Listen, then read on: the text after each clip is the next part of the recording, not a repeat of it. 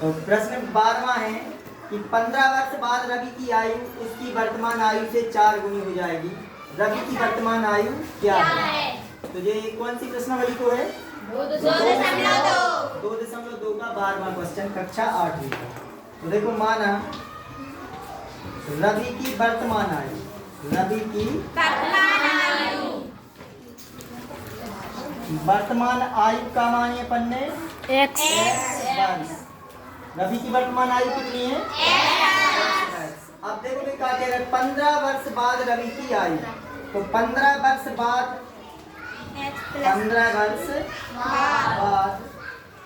रवि की आयु कितनी हो जाए? एक्स में कितने जोड़ दें अपन? 15। जैसे अगर हम तुमसे पूछें कि आज तुम्हारी वर्तमान आयु अगर 13 वर्ष है या 12 वर्ष है और हम कहते हैं 15 वर्ष बाद कितनी हो जाएगी, तो 15 जोड़ के बताए हो कि 12। आज अगर वर्तमान में 12 है तो 15 वर्ष बाद 27 वर्ष हो जाएगी। आओ समझ में। तो इसी प्रकार 15 वर्ष बाद रवि की आयु में भी अपन ने कितने जोड़ रहे? 15। अगर हम तुमसे पूछे 5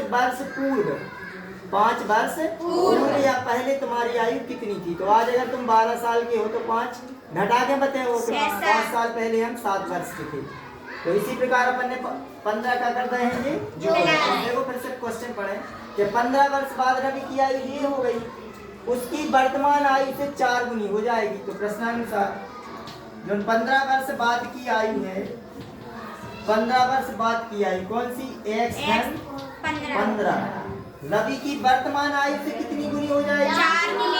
4 गुनी यानी 4 गुणित एक्स ये वर्तमान आयु है, वर्तमान से 4 गुनी आयु हो जाएगी। कितनी गुनी? 4 गुनी। तो ये 4x हो गए। ई को क्या करते हैं अपन? 15 बराबर 4x ऋण के x तो पक्षांतर होगा। तो ये 15 बराबर 4x में से 1 x इसे दोनों पक्षों में 3 से भाग देते हैं या ये तीनों बटे में ले आए अपन। तो 15 बटे 3 बराबर 3 कम 3 5 15 या x बराबर कितना आ जाएगा? 5। x बराबर 5। तो अतः रवि की वर्तमान आयु कितनी आ गई है? 5 वर्ष। अतः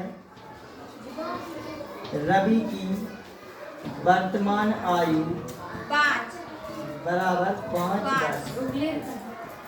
8वीं से तो रवि की वर्तमान आयु कितनी आ गई है? 5 वर्ष। अब भी जा कह रहे थे कि 15 वर्ष बाद रवि की आयु, तो 15 साल बाद रवि कितनी को हो जाए? 20 साल। समझ में आओ का है? वर्तमान आयु कितनी है? 5। और 15 वर्ष बाद कितने को हो जाए रवि? 20 को। अब जा भी कह रहे तो उसकी वर्तमान आयु से 4 गुनी आयु का हो जाएगा।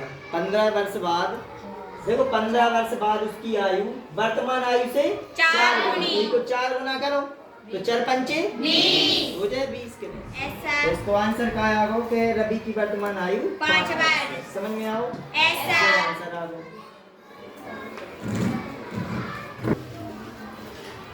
एक परिमेय संख्या को 5/2 से गुणा कर 2/3 जोड़ने पर ऋण 7/12 प्राप्त होता है, वह संख्या क्या है? तो अपन का मान है कि माना वह परिमेय संख्या x है।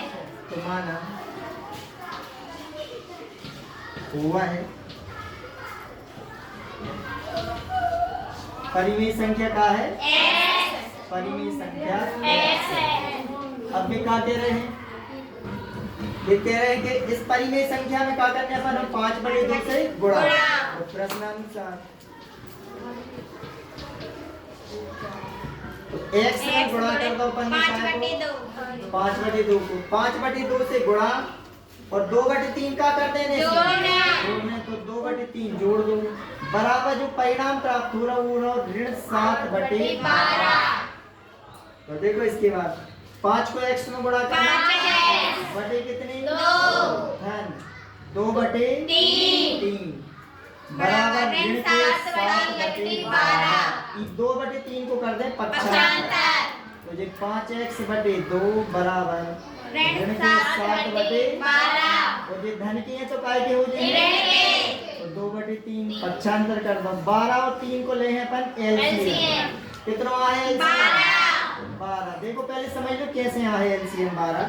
ये 12 ये 3 अपन ई में 2 को भाग देवे तो 2 3 6 3 में जात नहीं है तो जो संख्या में ले जाए वो ज्यों की त्यों लिख देना फिर 2 को दो 2 3 6 ऐसे 3 ज्यों की त्यों फिर से अब 3 को ले रही मैं 3 एकम 3 एकम 3 इन संख्याओं की कर दें अपन गुणा 3 दूनी 6 दूनी 12 आ गो जो एलसीएम अब जितनो एलसीएम आते इन संख्याओं के दे हैं अपन इनमें भाग और ऊपर का कर है गुणा तो 12 को भाग 12 में के बार दे एक बार 1 को गुणा ऋण 7 में तो ऋण के 7 अब ऋण है तो ऋण और धन हो तो धन अब 3 को भाग 12 में 3 चौके 12 के आए 4 को गुणा काय में कर दें 2 में तो 4 दूनी 8 ये ऋण के 7 ऋण के 8 दो ही कितने हो जाए हैं 15 दोनों ऋण के जोड़े तो ऋण के 15 हो जाए यार बटे में कितनी बची 12 ये तो काट के तो कट रही है संख्या देखो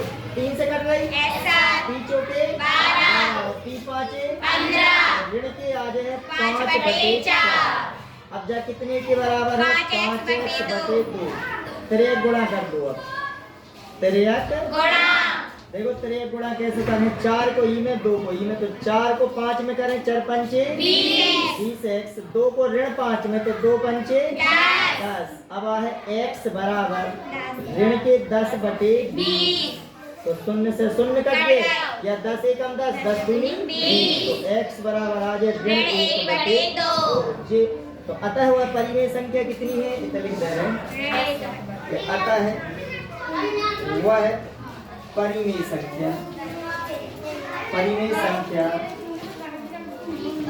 बराबर ऋण 1 बटे 2 जो आंसर हो गया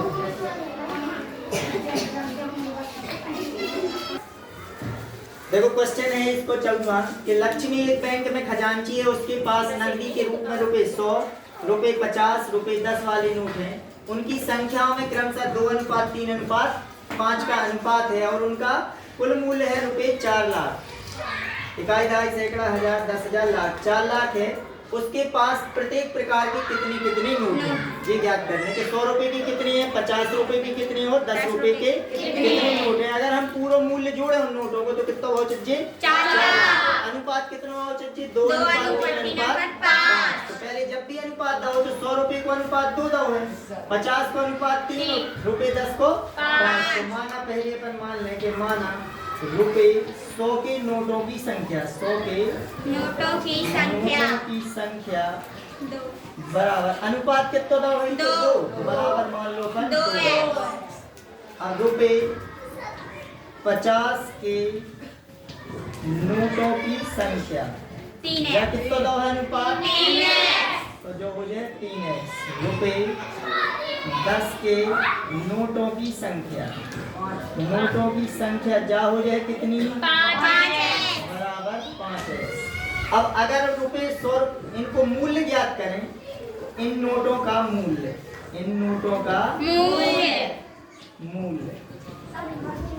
तो जो कैसे ज्ञात करें अपन मूल्य के ₹100 के नोटों का मूल्य 100 के नोटों का मूल्य तो इनकी संख्या कितनी है 2x तो गुणित का कर दो 100 बराबर जी कुल टोटल हो जाए 100 को गुणा करो 200x